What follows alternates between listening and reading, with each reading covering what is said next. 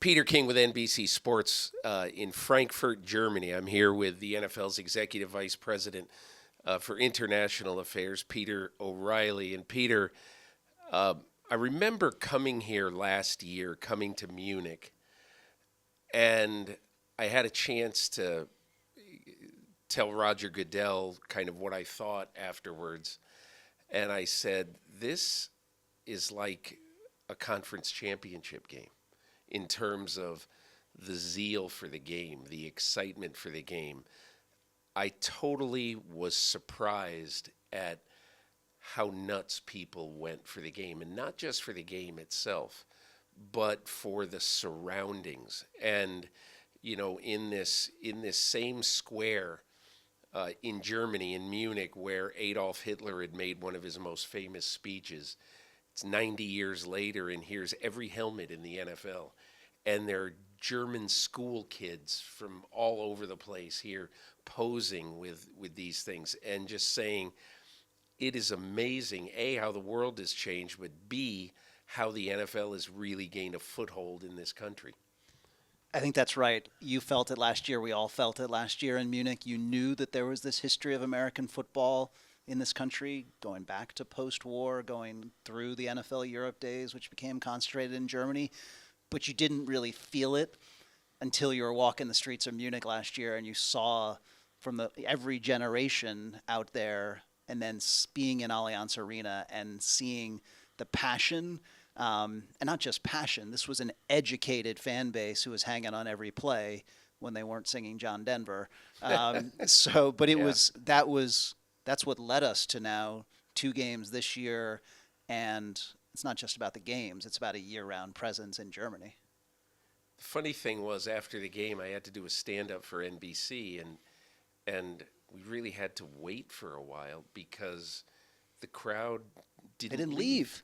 They didn't want to leave. Even when they were told, okay, it's over now. I mean, they would have stayed another couple of hours. It was amazing. Yeah. I'd never seen anything like it, and Yeah. You've been around the NFL a long time, and I've been fortunate to be at the NFL 18 years, and that was a goosebump moment of people they just wanted to soak up every minute. Yeah.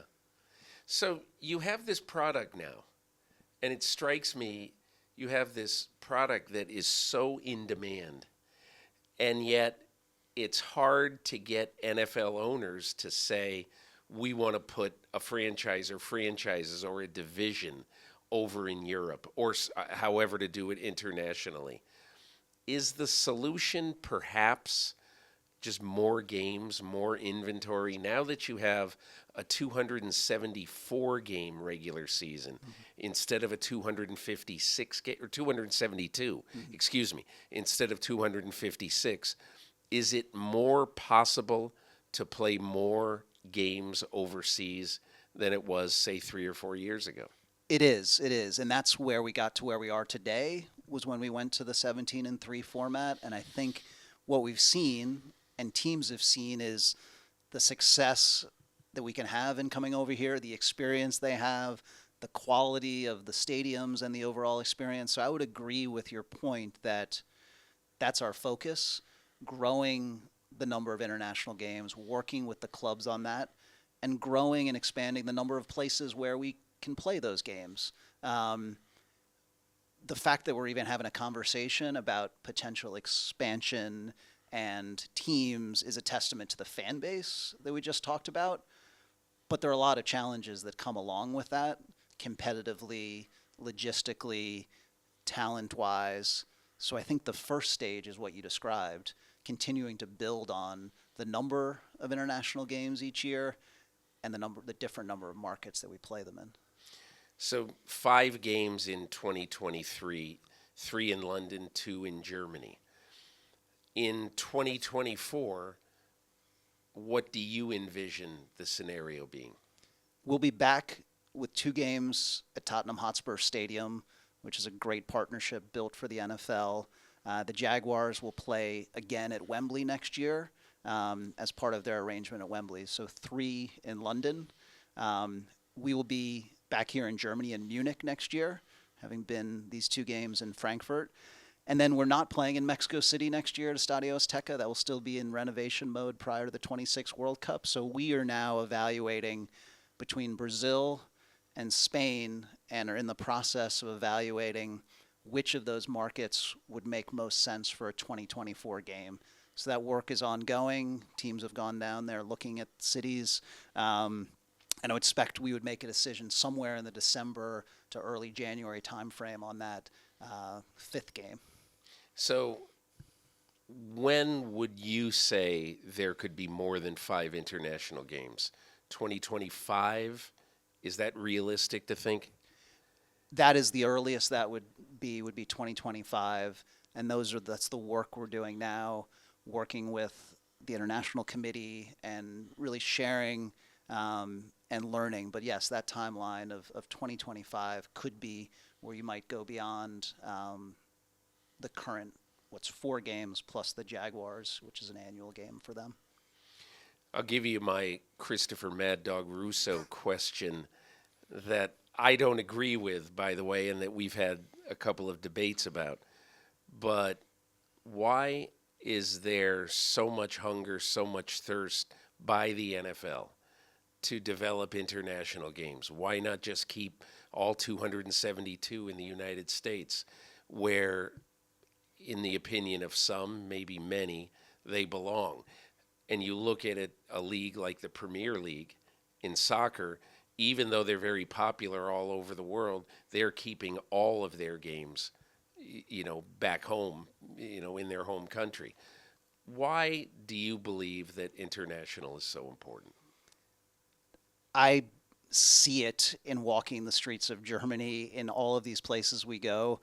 There is a thirst for this game, and there is a fan base that is hungry to experience the game. And it is one thing to watch it at odd hours when, as dedicated fans, they do and watch all of these games or consume it on social media. But to bring our best product live, and obviously there's a history of American Bowls and a history of NFL Europe, but to bring our best product live, and our schedule allows us to do that, given our once-a-week schedule, to bring that product is it is such a powerful opportunity, and we do it judiciously. We're talking about 5 games as the numerator on a pretty big denominator, and maybe that grows, but we have aspirations because we want to serve our fans around the world to be a truly global sport. And we talk to the Premier League all the time. We learn from each other. They obviously have friendlies that they play out of their regular season schedule, but they're always exploring, how do we get to new markets? How do we do more things? It's a little more complicated in some of those other sports based on their schedule. So I don't think one should be naive that other leagues don't have similar aspirations. We might have slightly different approaches, but this is a sport that has the potential to be a truly global sport, and we'll continue to explore that while being very conscious of this is a game that was built in America, in cities and in towns who will, who love the sport and want access to it every week. What would be your sense, your gut feeling, on whether a Premier League team would ever play in the United States? That would be, I don't think about that one that much, but I would say that would be a big move for them, given the history and the ties to, towns and cities in the UK. But they are active, and certainly as we go into, I don't think that's imminent at all, but as we go into a World Cup in the United States, the Premier League and other leagues like our partners here in Germany, the Bundesliga, they want to grow their presence, their club's presence in the U.S. So a franchise, who knows? Gaining a foothold in the U.S. and other parts of the world is a huge priority, and it is for us as well. Seems like they already have it. When those friendlies are played, it's like when the NFL used to play exhibition games overseas. People were excited, but I can't imagine if Liverpool ever had a real game in Philadelphia or wherever, Cincinnati or something, how crazy people would go. Mm-hmm. I wanted to ask you about, I don't know, maybe 6, 8, 10 years ago, I thought that there was a lot of momentum to put a team or teams in Europe. And now, where it looks like no owner is really very interested in selling right now, and every franchise in the league seems fairly solid where they are. I wonder, do you ever see a day when there is either a division or a couple of teams in Europe? I wouldn't rule that out. I think that is within the realm of the possibility. The commissioner has referenced that. But to your point, I don't think it's imminent. I think that in a good way, to your point, there's great stability right now across the 32. They're in great markets and there's strong stability overall. So I don't think it's imminent. And I think the focus is what we talked about previously, building up that inventory of international games, going to new markets. We have teams, as you know, who have marketing rights in these countries now. The Chiefs very active this week and year round. The Patriots very active in year round in Germany. So it allows a club to have their home in the U.S. while also building their brand and their fan base around the world. So, but just having this conversation around a potential division or teams is a testament to all the progress that's been made and what's come before us, that there is a fan base. Because no question, if you had a team here, would it be successful from a fan standpoint, sell out and commercially? I say yes. There are other factors, though, that go into that when you think about the structure of the league and travel, logistics, and competition. Those things are big and formidable. I want to ask you about how the games are scheduled here, because it seems pretty logical to think that Carolina will be the home team for a game next year, because they are one of the four teams that have shown the most interest in Germany as a home market or a potential home market.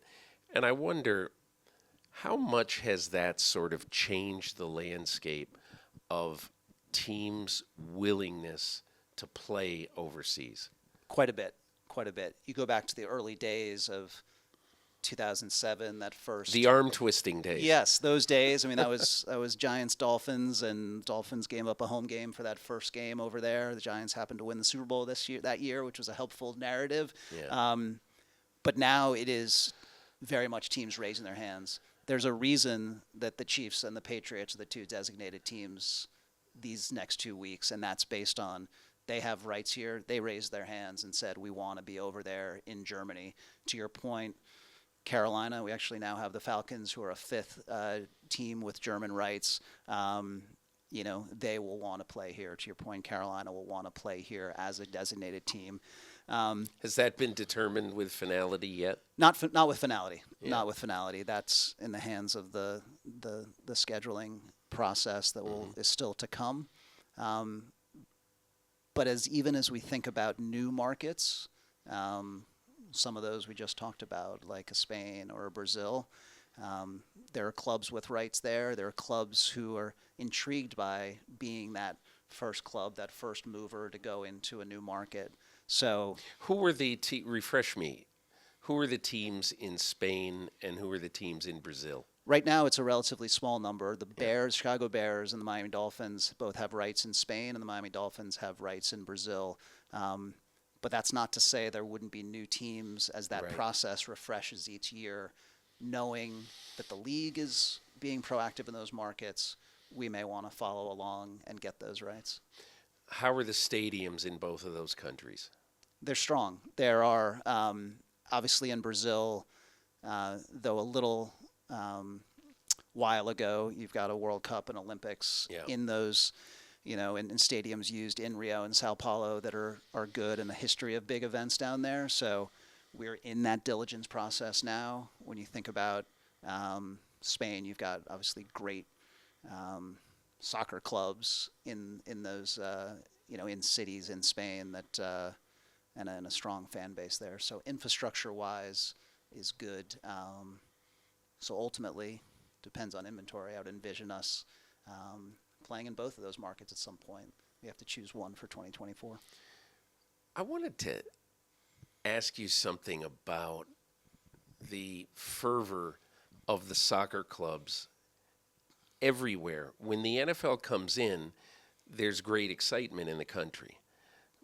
But I would think that some of the soccer clubs, like even though Bayern Munich last year was a great host, and obviously they have to love the attention and all that, is there some part of them that says, well, NFL, we love you, but don't get too successful. Soccer's our game. Our partners at the DFL, the German Football League and the Bundesliga, we have this conversation a lot, and we have a memorandum of understanding with them.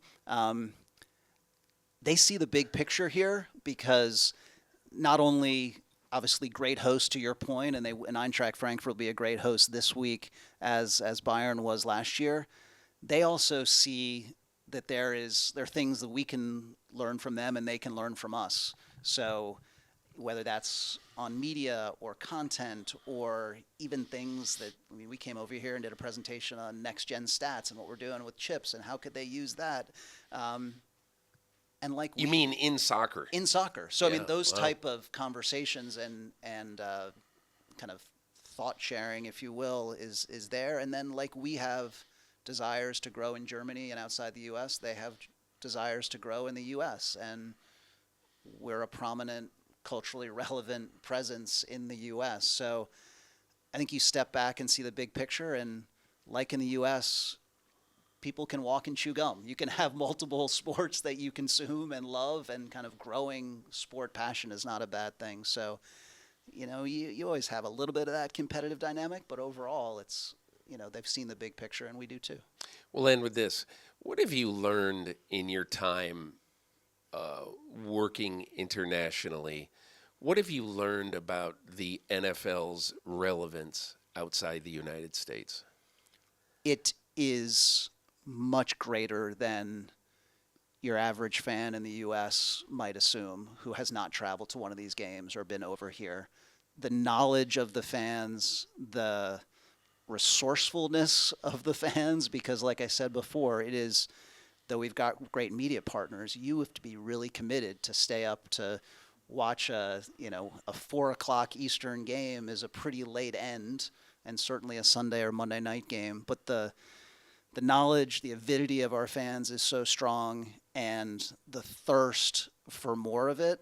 And then even decisions, and the amount of texts and emails I got when the Olympic decision was made that flag football is now in the LA 28 games, that just triggered for me not just the passion for the NFL, but the love for our game, and the fact that now you've got young girls and boys around the world who could be playing the sport that they love on Olympic stage for a medal. That just starts to open an aperture that didn't exist before. So those type of things remind me and us of the opportunity we have. Peter O'Reilly, thanks so much for joining me on the podcast. Thank you, Peter. Appreciate you having me. Hi, I'm Mike Tirico, and thanks for watching. Make sure to hit subscribe for the latest news and highlights from NBC Sports.